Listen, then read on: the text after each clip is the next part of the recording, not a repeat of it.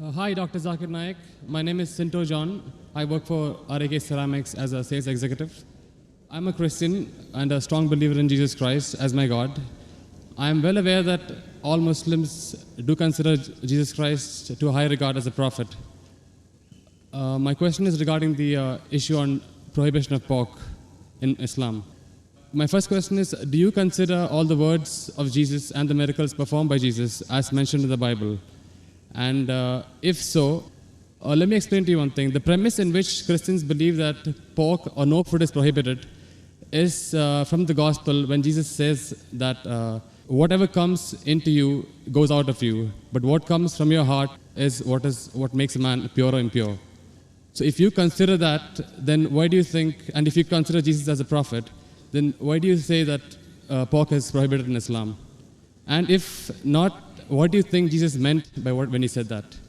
Before I answer the question, I'd like to welcome the chairman of the Dubai International Holy Quran Award, Mr. Ibrahim Bumala, and also the deputy chairman, Dr. Saeed, for giving us a wonderful opportunity and making us available this hall till so late also, mashallah. I'd like to thank him. And I pray to Almighty God that He gives more opportunity for people of Dubai to hear such lectures, and so that more and more people get hidayah. And inshallah, the thawab of the people accepting Islam will also go to the Dubai International Quran Award, inshallah. To Dr. Ibrahim Bumala and also to Sheikh Muhammad, inshallah. The brother asked the question that, do I believe in the miracles of Jesus Christ mentioned in the Bible? Brother, I believe whatever is mentioned in the Bible, if it matches with the Quran, I believe in it. If it goes against the Quran, I disbelieve in it. If it does not go against, does not match, it is ambiguous. Whatever is matching with the Quran, I believe in it. As far as the second part of the question is concerned, that you say regarding the prohibition of pork, it has been nullified because Jesus Christ, peace be upon him, says, whatever comes in to you goes out, and main thing is from your heart. How does this nullify? You fail to realize that means you are not reading the Bible. Jesus Christ, peace be upon him, said in the Gospel of Matthew, chapter number 5, verse number 17 to 20, it says, think not that I have come to destroy the law of the prophets. I have come not to destroy but to fulfill.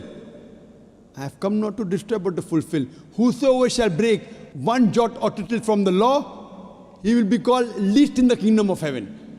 That means you cannot break one jot or tittle from the law. That's what Jesus Christ, peace be upon him, says. Now you pick up another verse and says, what comes into you goes out, what is from your heart, you can have pork. Where does it mean you can have pork? You're contradicting your God, Jesus Christ, peace be upon him. It says, think not that I have come to destroy the law of the prophets. I have come not to destroy but to fulfill. Unless the heavens and the earth pass away, not one jot or tittle can pass away from the law until they are fulfilled. And whosoever shall break one law or tittle, he shall be called least in the kingdom of heaven. Whosoever shall keep it and teach men the same, they shall be called great in the kingdom of heaven. Unless your righteousness exceeds the righteousness of the scribes and the Pharisees, in no way shall you enter the kingdom of heaven. So if you want to go to Jannah, you have to be better than the Jews. You have to follow each and every commandment of Moses, peace be upon him. This is the teachings of Jesus Christ. Gospel of Matthew, chapter number 5, verse number 17 to 20.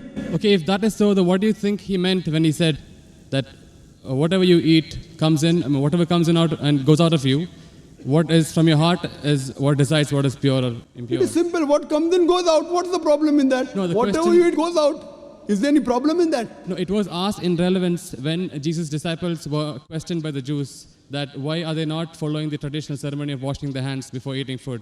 That's when Jesus replied that don't you understand that what you eat doesn't matter if it is pure or impure. What you eat, it goes into you and comes out of you. He didn't say it doesn't matter what you're eating is pure and impure. That's your saying. It's not mentioned in the Bible that way. No, it is mentioned in the Bible that what you Does it say that whether what you're eating is pure or impure doesn't matter? Does it say that? No, it doesn't say. I'm sorry. So please don't put your words in the Bible, please. Fine. But what I'm quoting is verbatim. Fine. You can check up. I'm quoting from my memory. I don't have the Bible in front of me. But you're saying, you're putting your words into the Bible. No, but he definitely said that what you eat comes out of you. Of course, what you eat has to come out. What you eat has to come out. We are human beings. He wouldn't simply state that for, I don't know, for no man's sake. It is simple. What you eat comes out simple. Your heart means it is from your heart. That means your heart should follow the commandment. No, because what Jesus he- Christ, peace be upon him, said earlier, don't break one jot or tittle. So if your heart is in it, you will not break a single jot or tittle. Simple explanation. Fine, you but don't he have to was- be a doctor of divinity. He was trying to prove the Jews wrong by saying that it is not important. No, not that- at all. He wasn't trying to do that. That's what you think. That's what the church tells you. It's plain black and white. No, Jesus said you cannot break one jot or tittle from the law. So I'm- where is he telling the Jews to break the law of Judaism? He's not telling that. He is not giving any indication for the Jews to break the laws of Judaism. He is telling them to obey it. It is your understanding of the Bible. Nowhere does the Bible say that. He did think that the Jews were not completely obeying the laws. They had- Correct, I agree with you. They were not completely obeying because they did not believe in the fulfillment of the Messiah. Because the Jewish scripture says there's a Messiah to come. We Muslims, we believe in it. The Jews don't believe. So he was trying to explain to them, I am the Messiah. But that doesn't mean he was trying to break the laws of the Jews. He was trying to fulfill. Think not that I have come to destroy the law of the prophets. I have come not to destroy but to fulfill. Simple. I am asking you, do you have pork, brother? I'm sorry? Do you have pork? Yeah, occasionally. That means you're not a good Christian. You're not a good Christian. Even occasionally you break one law or tittle, you shall not go to Jannah. Not Quran says that, Bible says that. Even if you have pork and you break one law or a tittle, you shall not go to paradise. You shall not enter eternal life. And you said that you are a practicing Christian. You said you believe Jesus Christ is God. I don't believe Jesus is God, but I follow his teachings. I love him more than you. This is what Jesus said. It's from the heart. This is the explanation of your verse. It's from my heart. I love him. I love Jesus Christ. Peace be upon him. Do you? I don't think so. It is I do. theoretical, not I from do. your heart. Verbally, yes. No, I do, very strongly. So if you strongly believe in Jesus Christ, peace be upon him, why are you disobeying him? Why? Why are you disobeying him? I don't think I am disobeying him until now. But I'm quoting you from the Bible, Gospel of Matthew chapter 5 verse 17. Think not I have come to destroy the Okay. law of the prophets. And Okay. I've given you quotation from Leviticus chapter 11 verse 7 to 8, Deuteronomy chapter 14 verse number 8, book of Isaiah chapter 65 verse number 2 to 5. References. Okay, if that's the case, in the Old Testament it is said that an eye for an eye, a tooth for a tooth. But what does Jesus Christ say? If somebody slaps you, show him the other side. Now isn't that like a defying of the law? No, Isn't it's that not a correction? defined. I will give you. What you're quoting is references from the Gospel of Matthew chapter number 5 verse number 38. Okay. I will give the quotation. I It has- don't want the quotation, I want the answer for my question. But first I'll give the quotation reference, then I'll give the answer. Na? Fine, fine. I always give with proof. You believe without proof, you can do that. I am a man of proof. With references from your scripture. Okay. Gospel of Matthew chapter number 5 verse number 38. It has been said of the old times that an eye for an eye and tooth for a tooth. But I say unto you, whosoever takes a shirt, give him the cloak. Whoever walks with you 1 mile, walk with him twain.